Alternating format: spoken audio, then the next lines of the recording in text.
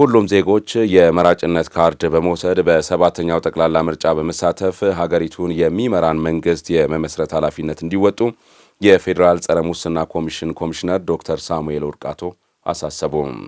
ለጠንካራ ዲሞክራሲያዊ ስርዓት ግንባታ ምርጫ ወሳኝ ነው ያሉት የወላይታ ዞን የመንግስት ረዳት ተጠሪ አቶ መስፍን ቶማስ የዘንድሮ ምርጫ ሰላማዊ፣ ታማኒና አሳታፊ እንዲሆን ማህበረሰቡ የላቀ ተሳትፎ እንዲያደርግም ጥሪ አቅርበዋል። በሁምቦ ምርጫ ክልል ለኢፌዴሪ የህዝብ ተወካዮችና ለክልል ምክር ቤት እጩ የሆነው የቀረቡት ከፍተኛ አመራሮች በምርጫ ክልላቸው በመገኘት የመራጭነት ካርዳቸውን ወስደዋል። ለትዕግስት ክፍሌ ዘገባ እድገት እስራኤል። በወላይታ ዞን ሁምቦ ምርጫ ክልል በመገኘት የመራጭነት ካርዳቸውን የወሰዱት የፌዴራል ስነ ምግባርና ጸረ ሙስና ኮሚሽን ኮሚሽነር ዶክተር ሳሙኤል ውርቃቶ ምርጫ ዜጎች የመወሰን መብታቸውን የሚጠቀሙበት በመሆኑ ህብረተሰቡ የመራጭነት ካርድ በመውሰድ በምርጫው ሊሳተፍ ይገባል ብለዋል። ህዝቡ ትክክለኛውንና ተገቢውን ዲሞክራሲ ለማሳየት ካርድ ወስዶ በቅድሚያ ካርድ መውሰድ እና ቀጥሎ ደግሞ መምረጥ ነው ያለበት። ስለዚህ ይሄን በጣም ወሳኝ የሆነውን ምዕራፍ ከዚህ በፊትም በቁርጠኝነት መርጦ ኢትዮጵያን ወደ ተምሳሌት ሀገር እንድትመጣ ወደዚህ ደረጃ እንድትመጣ እና ለዚህ ዙር ምርጫ እንድትበቃ ያደረገውን የምርጫ ባህል አሁንም ቢሆን መድገም አለበት ማለት ነው እና ለዚህ ደግሞ ካርድ መውሰድ አለበት። ካርድ ከወሰደ በኋላ በእለቱ ደግሞ ሁሉም ወጥቶ መመዝገብ አለበት። የዲሞክራሲ ባህል በጣም እንዲጸና ከማድረግ አንፃር ይሄ ወሳኝ ምዕራፍ ስለሆነ ይሄን በተቀመጠው የጊዜ ሰሌዳ ወጥተው እንዲመዘገቡ እና ካርድ እንዲወስዱ ነው ያለኝ መልእክት። ምርጫው ዲሞክራሲያዊና ሰላማዊ ሆኖ እንዲጠናቀቅ የህዝቡ ሚና የጎላ መሆኑን የጠቀሱት የወላይታ ዞን የመንግስት ረዳት ተጠሪ አቶ መስፍን ቶማስ ለዚህም በቂ ዝግጅት እየተደረገ መሆኑን ገልጸዋል። የትኛውም ማህበረሰብ ክፍል በያለበት ቦታ እድሜ የደረሰው ሀገራችን ኢትዮጵያ ዲሞክራሲ ስርዓትን ለማጎልበትና ለማሳለጥ ከምትከተለው አንዱ መንግስትን በምርጫ መመስረት ነው። ስለዚህ በዚህ ሂደት ላይ ደግሞ መራጩ ህዝብ በያለበት ቦታ ሁሉ ወጥቶ ካርድ መውሰድ ነው ያለበት። ስለዚህ ካርድ አወሳሰድ ሂደቱን በተመለከተ እኛም ህዝቡን በነቂስ ወጥቶ ካርድ እንዲወስድ እኛም ደግሞ በያለንበት ቦታ በየምርጫ ክልሉ ካርድ እንድንወስድ እንደ ዞናችንም በተለያዩ ምርጫ ክልሎች ባሉ 13 ምርጫ ክልሎች ያሉ ተወካዮችም የፓርቲ ተወካዮችም የሁሉም በያሉበት ካርድ እንዲወስዱ የማድረግ ስራ እየተሰራ ይገኛልና ጊዜውም ወረድ እያለቀ ስለሆነ ካርድ ካልወሰደ ዛሬ በምርጫ ቦርዱ ጊዜ ሰሌዳ መሰረት መውሰድ ካልተቻለ ቀጥሎ ያለውን እድል መጠቀም አይችልም፣ መምረጥ አይችልም። ያኔ አመለጠኝ ብሎ ከመናገር ዛሬ በተሰጠው እድል ደግሞ መጠቀም አለበት። ሰባተኛው ጠቅላላ ምርጫ ፍትሃዊ፣ ሰላማዊና ዲሞክራሲያዊ እንዲሆን ምቹ ሁኔታዎችን በመፍጠር ወደ ስራ መግባታቸውን የጠበላ ከተማ ከንቲባ ታረቀኝ ገቸሬ ገልጸዋል። ወደ 27100 መራጭ ይመዘገባል ተብሎ ተይዟል። ከዚህ የተነሳ በ11 ምርጫ ጣቢያዎች በዛው ልክ እያንዳንዱ ነዋሪ በነቂስ ወጥቶ ካርድ እየወሰደ ነው ያለው። እንደምታውቀው ጠበላ ከተማ አስተዳደር በሁምቦ ምርጫ ክልል ውስጥ ነው ያለው። በሁምቦ ምርጫ ክልል ውስጥ 4 ወረዳዎች አሉ። ሁምቦ፣ ሆቢቻ፣ አባላ አባያና ጠበላ በዛ እንደ አንድ ምርጫ ክልል ነው የሚታየው። ከዚህ ውስጥ አንዱ የጠበላ ከተማ አስተዳደር እዚህ ውስጥ ያሉ ምርጫ ጣቢያዎች ላይ ነዋሪውም በራሱ ተነሳሽነት ወጥቶ በተለይም በአደረጃጀት ወጥቶ ካርድ እየወሰደ ነው ያለው።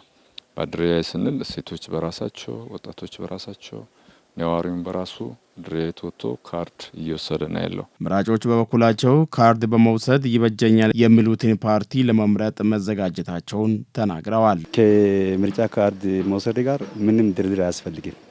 ሰው የራሱን ያስፈልገኛል ያለውን ፓርቲ ካርድ ወስዶ በነጻነት መምረጥ ይችላል። ካርድ አንድ ሰው ካልወሰደ መምረጥ አይችልም። ስለዚህ ይሄ ለሰው ሁሉ ግንዛቤ እኔ በበኩሌ ለመስጠት እፈልጋለሁ። ምርጫ የምንመርጠው የራሳችንን መብታችንም ስለሆነ ዲሞክራሲያዊ መብታችንም ስለሆነ ሰው በሚሰጠው ድምጽ ከመመራት ይልቅ በራሳችንን አስተዋጽኦ አድርገን ምርጫ በእለቱ ግንቦት 4 ለሚካሄደው ምርጫ ቀድሞ የራሳቸውን ካርድ ወስደው እንዲመርጡና ያልወሰዱ አሁን በኋላ ላይ ወረፋው እንትን ስለሚል አሁን ቀድሞ ክፍት በሆነበት ሰዓት ሳይጨናነቁ በተገቢ መንገድ ቢስተናገዱና ካርዳቸውን ቢወስዱ ጥሩ። ሰባተኛው ጠቅላላ ምርጫ ፍጹም ሰላማዊ፣ ፍትሃዊ፣ ነጻና ተአማኒ ሆኖ እንዲጠናቀቅ ሁሉም ዜጋ ኃላፊነቱን ሊወጣ ይገባልም ተብሏል። በሀገሪቱ የልማት ስራዎችን ለማፋጠንና የዴሞክራሲ አስተዳደር ስርዓትን ለማዳበር ሁሉም ዜጎች የመራጭነት ካርድ እንዲወስዱ በምክትል ከንቲባ ማዕረግ የአዲስ አበባ ከተማ ማዘጋጃ ቤት ኃላፊ ኢንጂነር ወንድሙ ሴታ ተናገሩ። ኢንጂነር ወንድሙ ሴታን ጨምሮ የኢፌዴሪና የክልል ምክር ቤት እጩ ተወዳዳሪዎች በአረካ ከተማ ሰፈረ ሰላም ቀበሌ ምርጫ ጣቢያ ተገኝተው የምርጫ ካርዳቸውን ወስደዋል። ዕድሜያቸው ከ18 ዓመት በላይ የሆኑ ዜጎች በሙሉ በሰባተኛው ጠቅላላ ምርጫ እንዲሳተፉም ጥሪ ቀርቧል። ለትርንጎ ሙሉ ዘገባ መስከረም ጌታቸው። ዜጎች ራሳቸውን የሚያስተዳድርና ይበጀኛል ያሉትን የፖለቲካ ፓርቲ በመምረጥ የዲሞክራሲ ስርዓትን በተግባር ማሳየት ይኖርባቸዋል። ለአገር ልማት፣ ለአካባቢ ሰላምና ለዜጎች ኑሮ መሻሻል የተሻለ እሳቤ ያለውን የፖለቲካ ፓርቲን ለመምረጥ ቀጣይ ግንቦት 24 በሚካሄደው ጠቅላላ ምርጫ ድምጻቸውን ለመስጠት የምርጫ ካርድ መውሰድ እንዳለባቸው በምክትል ከንቲባ ማዕረግ የአዲስ አበባ ከተማ ማዘጋጃ ቤት ኃላፊ ኢንጂነር ወንድሙ ሴታ አሳስበዋል። ምርጫ እንግዲህ አንዱ የኢትዮጵያ ሕዝቦች ዲሞክራሲያዊ መብታቸውን ኤክሰርሳይዝ የሚያደርጉበት አንዱ መሳሪያ ነው። ከዛም ባለፈ ደግሞ ለዲሞክራሲያዊ ስርዓትም ደግሞ መሰረት የሚጥል አንዱ ጉዳይ ተደርጎ ነው የሚወሰደው። ስለዚህ ይህንን ደግሞ በአግባቡ ዲሞክራሲያዊ መንገድን ተከትለን ሀገራችን የምትፈልገውን የዲሞክራሲ ስርዓት ለመገንባት ደግሞ ሁሉም ዜጋ በየራሱ ኃላፊነት አለበት። ይህን ኃላፊነቱን ደግሞ ለመወጣት በምርጫ ጣቢያው ተገኝቶ ምርጫ ካርድ መውሰድ መቻል አለበት። በምርጫው ዕለትም ደግሞ በነቂስ ወጥቶ የሚወክለውን ተወዳዳሪ መምረጥ መቻል አለበት። የደቡብ ኢትዮጵያ ክልል ጤና ቢሮ ምክትል ኃላፊ አቶ ነብዩ ቤዛ በበኩላቸው በዚህ ጊዜ እንደ ሀገራችን ስልጣን የሚሰጠው በህዝብ ምርጫ ብቻ ስለሚሆን እድሜያቸው ከ18 በላይ የሆኑ ዜጎች ዲሞክራሲያዊ መብታቸውን በተገቢው በመተግበር ኃላፊነታቸውን ሊወጡ ይገባል ብለዋል። ምርጫ የመምረጥ ዋናው ፋይዳ ምንድነው? ዜጎች በመረጧቸው ግለሰቦች እንዲመሩ በመረጧቸው ፓርቲዎች እንዲመሩ እድል የሚከፍት ነው።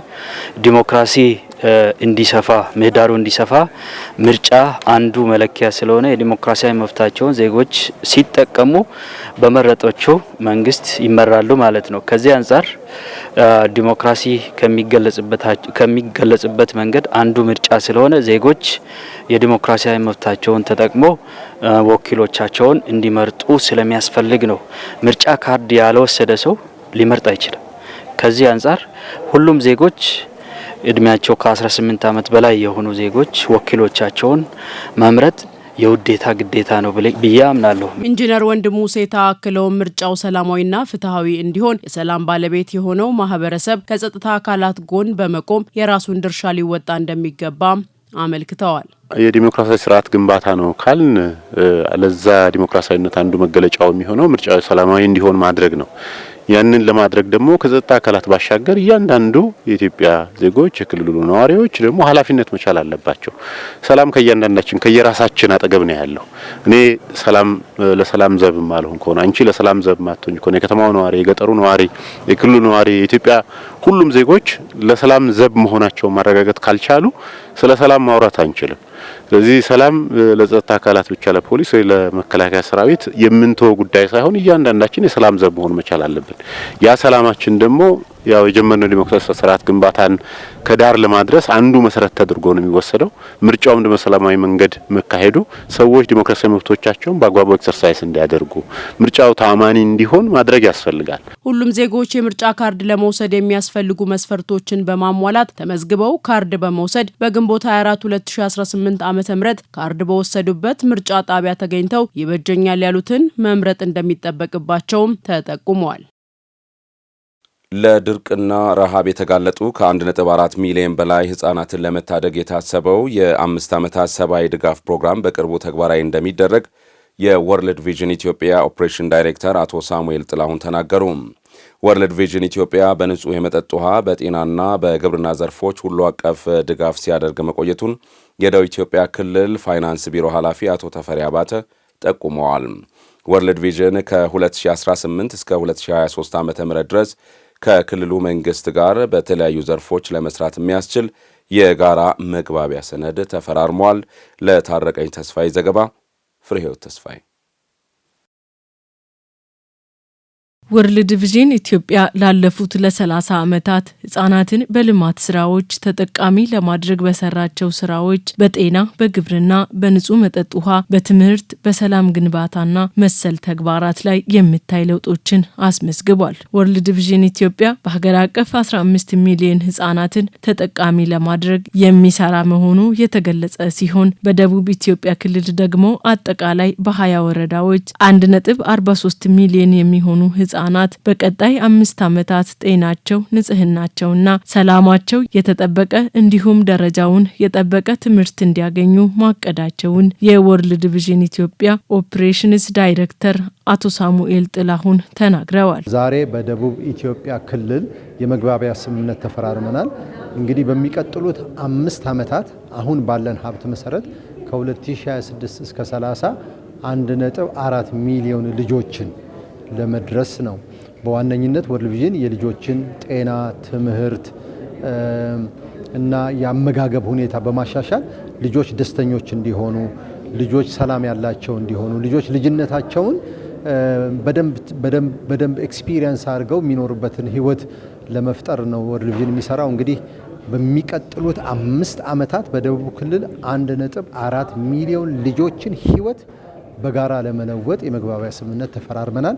ለዚህም የሚሆን 5.1 ቢሊዮን የኢትዮጵያ ብር በጀት ተመድቧል። ወርልድ ቪዥን ኢትዮጵያ በንጹህ መጠጥ ውሃ፣ በጤና፣ በግብርናና በሌሎች ዘርፎች በመሳተፍ ሁሉ አቀፍ ድጋፍ ሲያደርግ መቆየቱን በምክትል የርዕሰ መስተዳድር ማዕረግ ደቡብ ኢትዮጵያ ክልል ፋይናንስ ቢሮ ኃላፊ አቶ ተፈሪ አባቴ ገልጸዋል። ወርልድ ቪዥን ኢትዮጵያ ከፍተኛ ድርጅታዊ ድጋፍ ለክልላችን ቁልፍ የልማት ዘርፎች መሳካት ወሳኝ ሚና ተጫውቷል።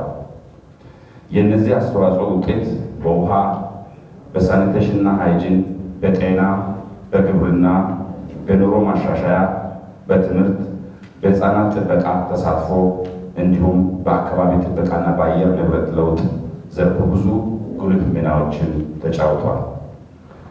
በተለይም ባለፈው የስትራቴጂክ ዘመን ድርጅቱ በውሃ፣ በሳኒቴሽን፣ ሃይጂን ዘርፍ ያሳየው ትጋት የበርካታ ማህበረሰቦችን የኑሮ ደረጃ በከፍተኛ ሁኔታ አሻሽሏል። በክልሉ ባለፉት ዓመታት በተሰሩ ልማት ስራዎች ለውጥ መመዝገቡን የጠቆሙት የመድረኩ ተሳታፊዎች ፕሮግራሙን በማጠናከር ዘርፉን ውጤታማ ለማድረግ በጋራ እንደሚሰሩ አረጋግጠዋል። አክቲቪቲ ፎከስ ያደረገ ሳይሆን ኢምፓክቱ ላይ ነው፣ ምን ውጤት መጣ የሚለው ላይ ትኩረት የሚያደርገው ስትራቴጂው።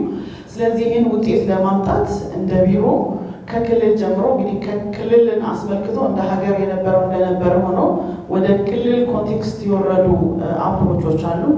እነዚህ ደግሞ እውን ከማድረግ አንጻር እኛ የመንግስት አካላቶች ከኛ የሚጠበቅ እንደ ቢሮ የኛ ሴቶችና ማህበራዊ ቢሮ እንደመሆኑ መጠን እኛም ከኛ የሚጠበቀውን ኃላፊነት በኮኦርዲኔሽን ለመስራት ኮሚትመንቴን መግለጽ እፈልጋለሁ። በትምህርት ላይ ትኩረት ተደርጎ መሰራት እንዳለበት የሚታመን ስለሆነ ከትምህርት ጋር አብረን ለመስራት ስለመጣችሁ እጅግ በጣም ደስተኛ ነን። በምትሰሩት ስራ በአጠቃላይ ከጎናችሁ ሆነን እኛም አብረን ወድቀን የተነሳን ያለማችሁትን ያቀዳችሁትን ስትራቴጂ ለመተግበር ያለንን ኮሚትመንት ለመግለጽ ነው። የወርልድ ቪዥን ኢትዮጵያ ስራዎችን በባለቤትነት ይሰራል ያሉት ዳይሬክተሩ አቶ ሳሙኤል ጥላሁን ክልሉ ከዚህ ቀደምም ሲያደርግ የነበረውን ትብብር አሁንም ማስቀጠል እንዳለበት ጠይቀዋል። እንግዲህ ሀብቱን አሰባስበን ይዘን መጥተናል። የምንሰራቸውን ፕሮግራሞች ለይተናል። እነዚህን ፕሮግራሞች ከህብረተሰቡ ጋር በመሆን ከመንግስት ጋር በመሆን በመቀናጀት እና ደግሞ በአጋርነት የበለጠ ውጤት እንዲያመጡ ይሄ ሀብት የበለጠ ውጤት እንዲሆን የበለጠ የሰዎችን ህይወት የሚለውጥ እንዲሆን በአጋርነት የምንሰራ ነው የሚሆነው። ከፍተኛ የሆነ አጋርነት እንጠብቃለን። እስከዛሬም የነበረው ይሄ ነው። ለዚህ ምስጋናችን እናቀርባለን። በመጨረሻም የደቡብ ኢትዮጵያ ክልል መንግስትና የወርልድ ቪዥን ኢትዮጵያ ከ2018 ጀምሮ 2023 ድረስ ለ5 ዓመታት የሚቆይ ፕሮግራም የመግባቢያ ሰነድ ፊርማ ስነ ስርዓት የተካሄደ ሲሆን ቀጣይ በሚኖራቸው ቆይታ አስፈላጊውን ድጋፍ እንደሚያደርግ አቶ ተፈሪ አረጋግጠዋል። ክልላችን 1.4 ሚሊዮን ህዝብ ማግኘት አድሬስ ማድረግ ማለት ለኛ ትልቅ ነው። ክልላችን ብቻ ሳይሆን በአገር ደረጃ 50 ሚሊዮን ዜጎችን አድሬስ ማድረግ ማለት ካለን 130 half of our population is a great achievement. so ይሄ ስራ ሁሉ እንዲሳካ ለተቀን ከዚህ ቀደም እንደተባለው ከወርልድ ቪዥን ጋር በተለያዩ ስራዎች አብረን ስንሰራ ቆይተናል። አሁን ደግሞ ለየት ባለ መልኩ ጠንከር ባለ መልኩ ይዛችሁ የመጣችሁትን የ5 ዓመት ከ26 እስከ 2030 ያለውን እንድትሰሩ ምቹ ሁኔታዎችን በማመቻቸት በትምህርቱም ዘርፍ፣ በጤናውም ዘርፍ፣ በላይቭሊሁድ፣ በአግሪካልቸር፣ በህፃናት ተሳትፎና ጥበቃና ከለላ ተሳትፎ ላይ በአጠቃላይ በሁሉም ነገር ስትራቴጂክ ፕላኑ 8 key points ኖቲስ ባደረጋችሁ ፖይንት ላይ በሚሰሩ ስራ አጋዥነን።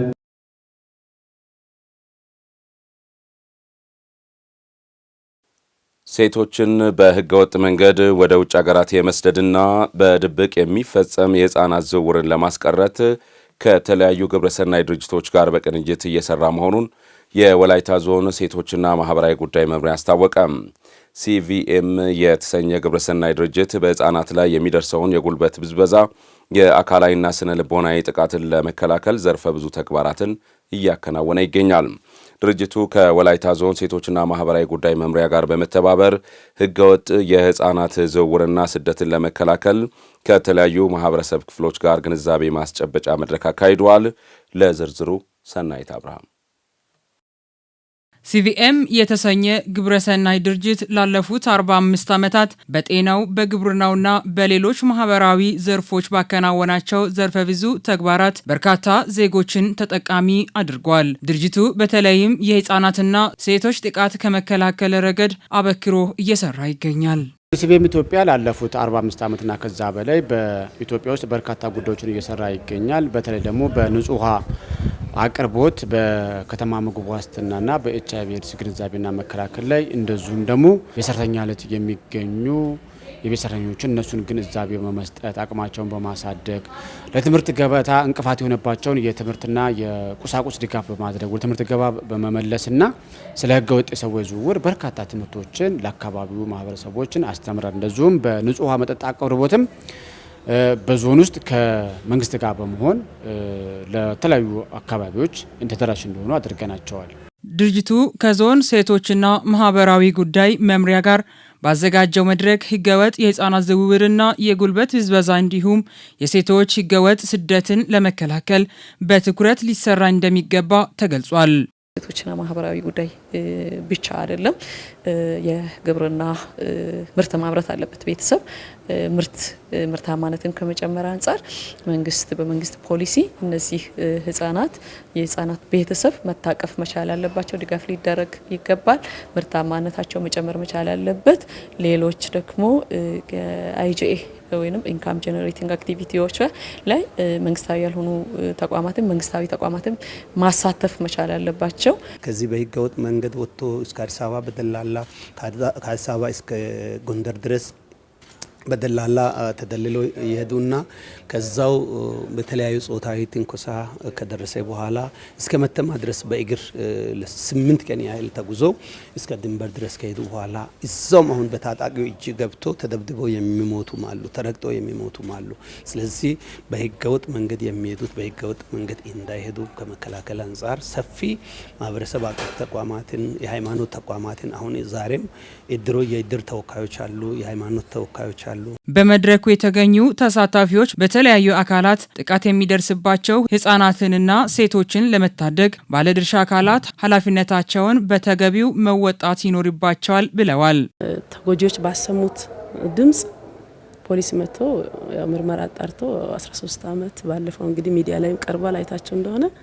ሌላው ደግሞ አንዱ እዚህ ጋር ታች ዋዱ ሰፈር ፋናውን በአካባቢም አንድ ትልቅ ሰውዬ ትንሽ ህፃን ልጅ ከደጅ ስትሄድ ቤተክርስቲያን በር ላይ ያለችው እያለቀሰች እዚህ ቤተክርስቲያን አድረሽ ነገ ቤታችሁን ትፈልጊያለሽ ብሎ አስገብቶ ማታ እንደደፈራት እና ባለፈው 15 ዓመት ፍርድ ተሰጥቶት አሁን ማረሚያ ነው ያለው። ቤተሰብ በደንብ በቃ በልጆች ላይ መስራት አለበት። ቀጥሎ ደግሞ እነዚህ ባለድርሻ አካላት ፖሊስ፣ አቃቤ ህግ፣ ዳኞችም በቃ በየትኛውም ባለድርሻ አካል የግንዛቤ ማስጨበጫ ትምህርት መሰጠት አለበት። ሴቶች በተለይ ለጾታዊ ጥቃት እንደሚዳረጉ ወንዶችም ጭምር በእድሜ እኩያዎቻቸው ልክ ነጻነት የሌላቸው በስነ ልቦና የተጎዱ እንደሚሆኑ ስለሚያሳይ እንዳይሰደዱ ትምህርት መስጠት እንዳለብን ነው ከዚህ ነገር እየወሰድኩ ያለሁት። ከወላይታና አካባቢው በተለያዩ ገፊ ምክንያቶች ወደ ጎዳና የሚወጡ ህጻናት ቁጥር በየጊዜው እየጨመረ በመሆኑ ወደ ቀያቸው ለመመለስና ችግሩ እልባት እንዲያገኝ በመተባበር እንደሚሰራ ተገልጿል። በተለይ ከኢኮኖሚ ጋር ተያይዞ ያሉ ችግሮች ናቸው በስፋት በጥናትም የሚታወቀውና ከዛ ጋር ተያይዞ ወደ ቤት ሲመለሱ ቢያንስ የሆነ ነገር ይዘው እንዲመለሱ ለማድረግ ልየታም ተደርጎ ፍላጎታቸውም ተጠይቆ ነገር ግን ያንን ፕሮሰስ ለማድረግ ከበጀትም ጋር ተያይዞ ያሉ ነገሮች አሉ። ከዛ ባሻገር ግን ለማቀላቀል መጀመሪያ የስነ ልቦና ድጋፍ ማግኘት መቻል አለባቸው። አንዳንድ ጊዜ በጣም ከዚህ አካባቢ ወጣ ያሉና አዲስ አበባ ምናምን የሄዱ ህጻናት በሚመለሱበት ጊዜ በመንግስታዊ ባልሆኑ አቅም ባላቸው ድርጅቶች እጅ ይወድቁና ሲመለሱ የተለያየ መቋቋሚያ የሚሆነውን ድጋፍ ይሰጣሉ። ያ የሚሰጠው ድጋፍ ዳጎስ ያለ ገንዘብ በሚሆንበት ጊዜ አማላይ ይሆንና እያማለለ ሌሎች እንዲወጡ ያደርጋል። ስለዚህ ልጆች ከጎዳና ሲነሱ ተመጣጣኝ የሆነ ነገር ድጋፍ መደረግ አለበት። እዛው አካባቢ ያለው ችግሮች የተለዩ ችግሮችን ጥናት በማድረግ የተጠና ድጋፍ መደረግ አለበት። ህገወጥ የህፃናት ዝውውርና ጉልበት ብዝበዛ ለመከላከል እንዲሁም በህገወጥ መንገድ ወደ ውጭ ሀገራት የሚሰደዱ እህቶቻችን ለመታደግ ልዩ ትኩረት ሊደረግ ይገባል።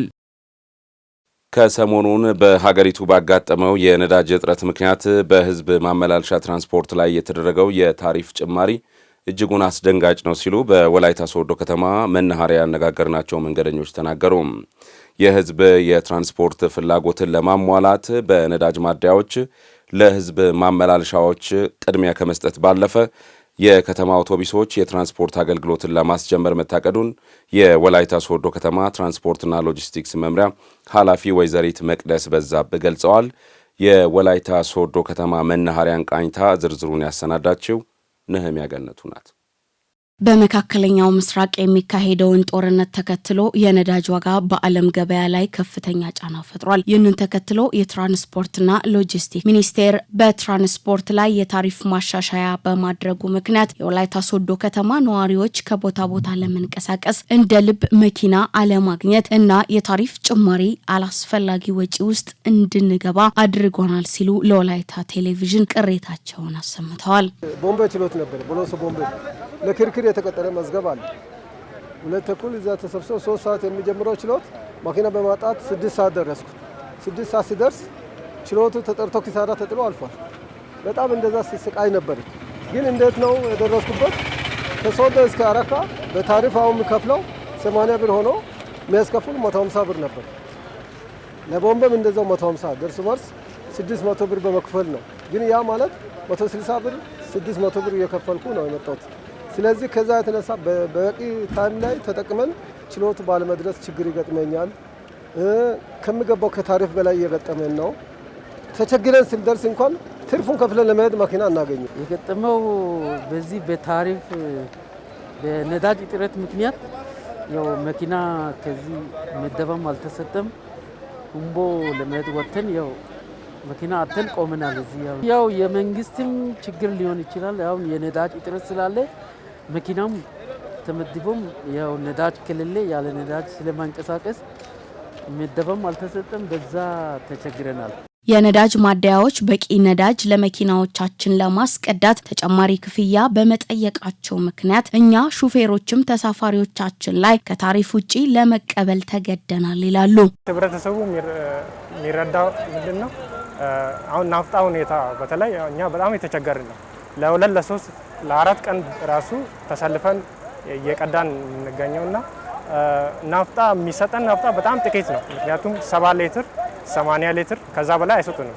እኛ የምንሄድበት ቦታና የሚሰጠን ናፍጣ ተመሳሳይ አይደለም እና በጣም የተቸገርን ያለው የአንድ የወላይታ ሶዶ ብቻ አይደለም፣ የመላው ኢትዮጵያ ነው። የናፍጣ ችግር ነው ያለው። ችግር ይሄ ነው። ግልጽና ግልጽ የሆነ ነገር ነው። እኛ አሁን ማደያ ናፍጣ ለመቅዳት ስንገባ 80 ሊትር ነው የተፈቀደው። 80 ሊትር ይላሉ። እኛ ፉል አድርገን መውጣት ነው የምንፈልገው። 80 ሊትር ብሎ 80 ሲቆጥር ያቆማሉ። ከዛን ለጭማሪው 120 ሊትር የሚይዝ ከሆነ 1500 ብር ነው የምንጠይቀው። 1000 ብር 2000 ብር 1500 እስከ እንደዛ ነው የምንጠይቀው። የግድኛ ሞልተን መውጣት ስለምንፈልግ ጨምረን ነው የምንቀደው። ይሄ ችግር አለ። የሶዶ ከተማ መናኸሪያ ከ12 ሰዓት በኋላ በመዘጋቱ ምክንያት ትርፍ በመጫን ከ12 ሰዓት በኋላ በሚወጡ አሽከርካሪዎች ላይ በሕግ አግባብ እርምጃ እየወሰድን ነው ያሉት የወላይታ ሶዶ ከተማ ትራፊክ ፍሰት ቁጥጥር ስራ ሂደት አስተባባሪ ተወካይ ኢንስፔክተር ዳንኤል ሻንካ ናቸው። አንዳንድ መናኸሪያ ላይ ከ10 ሰዓት በኋላ ወደ ወረዳዎች መኪናዎች አይጭኑ አውቆ ይቆማሉ። ከ12 ሰዓት ከደረሰ በኋላ ውጪ ወጥቶ ውጪ ይጭናሉ። ውጪ ከጫነው በኋላ ትርፍ መጫንም አለ። ከትርፍ ውጪ ታሪፍ ላይ ማስከፈልም አለ። ይህንን ግን ይዘን እንደ ትራፊክ ፖሊስ እየቀጠን እያስተማርን ያለ ነው። አሁን እንደ ሶዶ ክፍለ ከተማ በሳምንት ሰኞ እስከ አርብ በቅጣት ወደ ከ3 እና ከ400 ሺህ በላይ ገቢ ይገባል። ይሄ በዋናነት ከታሪፍ ላይ ማስከፈል እና ትርፍ ጭነት። ይህንን ግን መነሻ ምን ያደርጋሉ? ማደያ ላይ ናፍጣ አለመኖሩ የተነሳ እንደዚህ እናደርጋለን ይላሉ። እንያዝ ማለት ነው። እንደዚህ አይነት ችግሮች አሉ። ይህንን ግን ጎን ለጎን እያስተማረን እየቀጠልን ያለ ነው። የነዳጅ እጥረትን ምክንያት በማድረግ የዋጋ ጭማሪ ቢኖርም የህዝቡን የትራንስፖርት ፍላጎት ለማሟላት የከተማ አውቶቡሶችን መልሶ ወደ አገልግሎት ለማስገባት መዘጋጀታቸውን የወላይታ ሶዶ ከተማ ትራንስፖርትና ሎጂስቲክ መምሪያ ኃላፊ ወይዘሪት መቅደስ በዛብህ ገልጸዋል። ታሪፍ ምናልባት እንደ ሀገር ማሻሻያ ተደርጓል። በተጨማሪ ያው በሀገር ደረጃ በሚኒስቴር ደረጃ የተደረገው ማሻሻያ እስከታችም ወርዷልና ያው እኛ ጋም ደርሷል። እንደ ሶዶ ከተማ መናኸሪያ የደረሰውን ደግሞ ይፋ አድርገን አሁን በዛ ታሪፍ እየሰሩ ያሉበት ሁኔታ አለ። ምናልባት አሁን ከነዳጅ ጋር ያለውን ነገር ቅድሚያ ለህዝብ ትራንስፖርት እንዲሰጥ የማድረግ ስራዎችን እንሰራለን። አሁን የከተማ ታክሲም ጋር ታሪፍ ስለተጨመረ ያንን ለማስተካከል ደግሞ ምናልባት አሁንም የቤንዚን ሰልፎች ረጃጅም አይታችሁ እንደሆነ የታክሲዎችም ሰልፍ አለ እና ይሄንንም ለህዝብ ደግሞ ፈጣኝ የሆነ ምላሽ ለመስጠት ስለተቸገርን አሁን የከተማ ባሶቹንም ወደ ስራ ለማስገባት ፕሮሰሶቹን እየጨረስን ያለንበት ሁኔታ አለ። ከሚመለከታቸው አካላት ጋር በመቀናጀት ብልሹ አሰራሮችን በማስቀረት የህዝብ ትራንስፖርት አገልግሎቶችን በአግባቡ ለመስጠት ተዘጋጅተናል ብለዋል። እንደ ከተማም ግብረ ኃይል በመደራጀት ከንግድም ጋር ከትራንስፖርት ጸጥታ አንድ ላይ በመቀናጀት ምናልባት እነዚህ ሾርቴጆች እንዳይወጡ ከፍ ብሎ በህዝብ ትራንስፖርት ላይ ጫና እንዳያደርሱ የማድረግ ስራዎችን ቀድመን እኛ እንደ ተቋም የመስራት ስራዎችን የጀማመርናቸው አሉ። እነዚህን እናስቀጥላለን። ያው ወሳኝ ለሆኑ ጉዳዮች ጋር አሁን የኮፖን ስርዓትም እየዘረጋንን ያለነው ይሄንንም ስንጨርስ ምናልባት ኖርማል የሆነ ስርዓት ይዘረጋል የሚል ነገር አለ።